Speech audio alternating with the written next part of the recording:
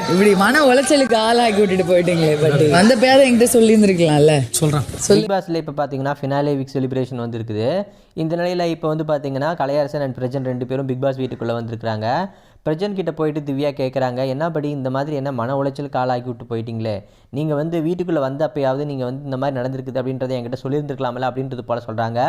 திவ்யா எதை பற்றி சொல்கிறாங்க அப்படின்னு பார்த்தீங்கன்னா, பிரஜன் அண்ட் திவ்யாவை வச்சு சாண்ட்ரா வந்து சந்தேகப்பட்டதை பற்றி தான் இந்த இடத்துல திவ்யா கேட்குறாங்க. இது வந்து திவ்யாவுக்கு வந்துட்டு வியானா வந்துட்டு சொல்லியிருப்பாங்க.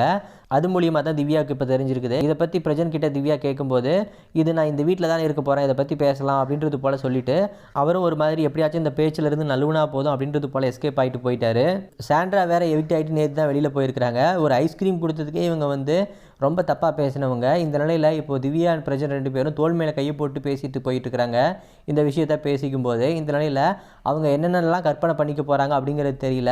மேலும் சாண்ட்ராவும் வந்து எப்படி நாளைக்கு நாளான்னைக்கு எப்படியும் வியாழக்கிழமைக்குள்ளே மறுபடியும் வீட்டுக்குள்ளே வரத்துக்கு கன்ஃபார்மாக வாய்ப்பு இருக்குது. அதனால் கண்டிப்பாக இந்த மறுபடியும் இது வேறு மாதிரி ஃபைட்டாக போகுமா இல்லை என்ன ஏது அப்படின்றது தெரியல.